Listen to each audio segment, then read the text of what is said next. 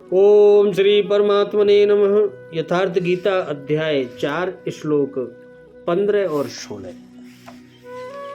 एवं ज्ञात्वा कृतं कर्म पूर्वेरपि मुमुक्षुभे कुरु कर्मेव सत्मात्वं पूर्वे पूर्वतरं कृतम्। किं कर्मेति कमयो अप्यत्र मोहिता तत्ते कर्म प्रवक्ष्यामि यज्ञात्वा मोच्यसे अशुभात्। भगवान कह रहे अर्जुन, पूर्व काल के मुमुक्षुओं ने भी इस प्रकार जानकर ही कर्म किए हैं, इसलिए तू भी पूर्वजों द्वारा सदा से किए जाने वाले कर्मों को ही कर जो तेरे पूर्वज करते आए हैं। और कर्म क्या है और अकर्म क्या है, इस प्रकार इसका निर्णय करने में बुद्धिमान पुरुष भी मोहित हो जाते हैं, क्लियर नहीं कर पाते। इसलिए वह कर्मत्व में तुझे भली भांति समझा कर कहूँगा, जिसे जानकर तू अशुभ से अर्थात कर्म बंधन से मुक्त हो जाएगा। ध्यान से सुनना। जो पुरुष कर्म में अकर्म देखे, कर्म माने आराधना,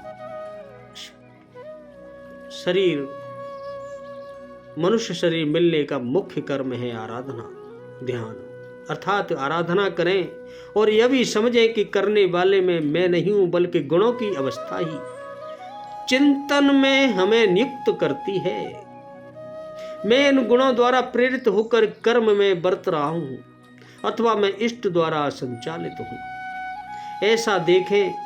और जब इस प्रकार अकर्म देखने की क्षमता आ जाए और धारावाहिक रूप से कर्म होता भी रहे, तभी समझना चाहिए कि कर्म सही दिशा में हो रहा है। वही पुरुष मनुष्य में बुद्धिमान है, मनुष्यों में योगी है, योग में युक्त बुद्धि वाला है और संपूर्ण कर्मों को करने वाला है। उसके द्वारा कर्म करने में लेश मात्र भी त्रुटि नहीं रह जाती। सारांशतः आराधना ही कर्म है।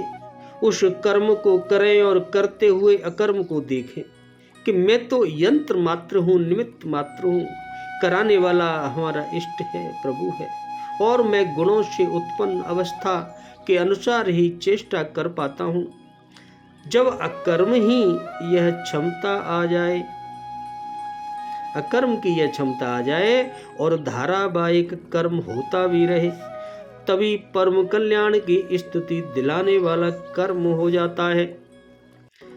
पूज्य महाराज जी कहा करते थे कि जब तक इष्ट रथी न हो जाए, रोकथाम न करने लगे, तब तक सही मात्रा में साधना का आरंभ ही नहीं होता। इसके पूर्व जो कुछ भी किया जाता है, कर्म में प्रवेश के प्रयास से अधिक कुछ भी नहीं है। हल्का सारा भार बैलों के कंधों पर ही रहता है, फिर भी खेत की जुताई हलवाई की देन है। ठीक इसी प्रकार साधना का सारा भार साधक के ऊपर ही रहता है, साधक को ही करना है। किंतु वास्तविक साधक तो इष्ट है, जो उसके पीछे लगा हुआ है, जो उसका मार्गदर्शन करता है। जब तक इष्ट निर्णय न दे, तब तक आप समझ ही नहीं सकेंगे कि हमसे हुआ क्या, हम प्रकृति में भटक रहे हैं या परमात्मा में। इस प्रकार इष्ट के निर्देशन में जो साधक इस आत्मिक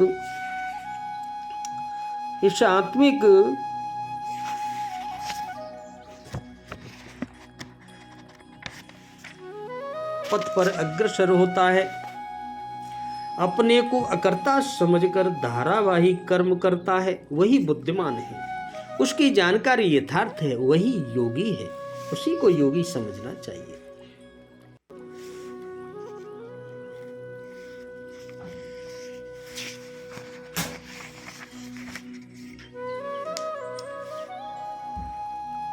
अकर्म क्या है, इस विषय में बड़े बड़े विद्वान भी मोहित हैं, उसे भली प्रकार समझ लेना चाहिए। कर्म क्या है और अकर्म क्या है, इस विषय में बुद्धिमान पुरुष भी मोहित है। इसलिए मैं वह कर्म तेरे लिए अच्छी तरह से कहूँगा, जिसे जानकर तू अशुभात मोक्ष से अशुभ अर्थात संसार बंधन से भली प्रकार छूट जाएगा। कर्म कोई ऐसी वस्तु है जो संसार बंधन से मुक्ति दिलाती है। इसी कर्म को जानने के लिए श्री कृष्ण आगे बताएंगे। अभी तो मुमुक्षु किसे कहते हैं तथा पूर्व काल के मुमुक्षुओं का उदाहरण देकर इस श्लोक में क्या समझाया गया है। जो मनुष्य जन्म मरण रूप संसार बंधन से मुक्त होकर परमानंद स्वरूप परमात्मा को प्राप्त करना चाहता है, जो सांसारिक भोगों को दुखमय और क्षण भंगुर समझकर उनसे विरक्त हो गया है और जिसे इस लोक या परलोक के भोगों की इच्छा नहीं है, उसे ही मुमुक्षु कहते हैं। अर्जुन भी मुमुक्षु थे। वे कर्म बंधन के भय से स्वधर्म रूप कर्तव्य कर्म का त्याग करना चाहते थे। अतः भगवान ने इस श्लोक में पूर्व काल के मुमुक्षुओं का उदाहरण देकर यह बात समझाई कि कर्मों को छोड़ देने मात्र से मनुष्य उनके बंधन से मुक्त नहीं हो सकता। इसी कारण पूर्व काल के मुमुक्षुओं ने भी मेरे कर्मों की दिव्यता का तत्व समझकर मेरी ही भांति कर्मों में ममता और आसक्ति, फलेच्छा और अहंकार का त्याग करके निष्काम भाव से अपने अपने वर्णाश्रम के अनुसार उनका आचरण किया है। अतः तुम भी यदि कर्म बंधन से मुक्त होना चाहते हो तो तुम्हें भी पूर्व मुमुक्षुओं की भांति निष्काम भाव से स्वधर्म रूप कर्तव्य कर्म का पालन करना ही उचित है, उसका त्याग करना उचित नहीं है। इस प्रकार अर्जुन को भगवान ने निष्काम भाव से कर्म करने की आज्ञा दी, किंतु कर्म अकर्म का तत्व समझे बिना मनुष्य निष्काम भाव से कर्म नहीं कर सकता। इसलिए अब भगवान ममता, आसक्ति, फलेच्छा और अहंकार के बिना किए जाने वाले दिव्य कर्मों का तत्व भलीभांति समझाने के लिए कर्मत्व की दुर्वेग्यता और उसके जानने का महत्व प्रकट करते हुए आगे बता रहे हैं। यहाँ कवयम पद किन पुरुषों का वाचक और उनका कर्म अकर्म के निर्णय में मोहित हो जाना क्या है तथा इस वाक्य के अभिप्रयोग का क्या अभिप्राय है। शास्त्रों के जानने वाले बुद्धिमान पुरुषों का वाचक यहाँ कवयम पद है। शास्त्रों में भिन्न भिन्न प्रतिक्रियाओं से कर्म का तत्व समझाया गया है। उसे देखकर सुनकर भी बुद्धि का इस प्रकार ठीक ठीक निर्णय न कर पाना कि अमुक भाव की हुई अमुक क्रिया अथवा क्रिया त्याग तो कर्म है तथा अमुक भाव से की हुई अमुक क्रिया या उसका त्याग अकर्म है, यही उनका कर्म अकर्म के निर्णय में मोहित हो जाना है। यह स्पष्ट नहीं होकर पाते। इस वाक्य में अप का प्रयोग करके यह भाव दिखलाया गया है कि जब बड़े बड़े बुद्धिमान भी इस विषय में मोहित हो जाते हैं कि कौन सा कर्म करें और कौन सा न करें, ठीक ठीक निर्णय नहीं कर पाते हैं, तब साधारण मनुष्य की तो बात ही क्या है, वो तो बेचारा उलझा ही रहता है। अतः कर्मों का तत्व बड़ा ही दुर्भाग्य है। यहाँ जिस कर्म तत्व का वर्णन करने की भगवान ने प्रतिज्ञा की है, उसका वर्णन अध्याय में कहाँ किया गया है। उसको तत्व से जानना क्या है और उसे जानकर कर्म बंधन से मुक्ति कैसे हो जाती है।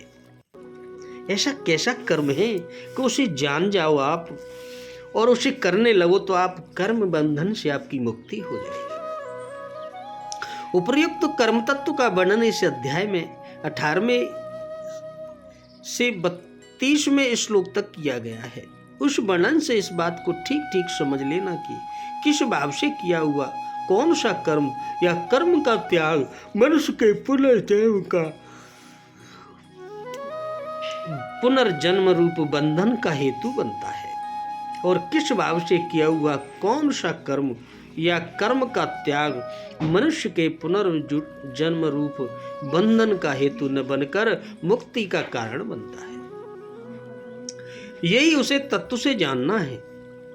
इस तत्व को समझने वाले मनुष्य द्वारा कोई भी ऐसा कर्म या कर्म का त्याग नहीं किया जा सकता जो कि बंधन का हेतु बन सके उसके सभी कर्तव्य कर्म ममता आसक्ति फलेच्छा और अहंकार के बिना केवल भगवत दर्थ या लोक संग्रह के लिए ही होते हैं। इस कारण उपर्युक्त कर्म तत्व को जानकर मनुष्य कर्म बंधन से मुक्त हो जाता है। यहाँ स्वभावतः मनुष्य मान सकता है कि शास्त्र वेद करने योग्य कर्मों का नाम कर्म है और क्रियाओं का स्वरूप से त्याग कर देना ही अकर्म है। इसमें मोहित होने की कौन सी बात है और उन्हें जानना क्या है, किंतु इतना जान लेने मात्र से ही वास्तविक कर्म अकर्म निर्णय नहीं हो सकता। कर्मों के तत्व को भली भांति समझने की आवश्यकता है। इस भाव को स्पष्ट करने के लिए भगवान अब आगे श्लोकों में बताएंगे। बोलो राधे कृष्णा, जय श्री राधे।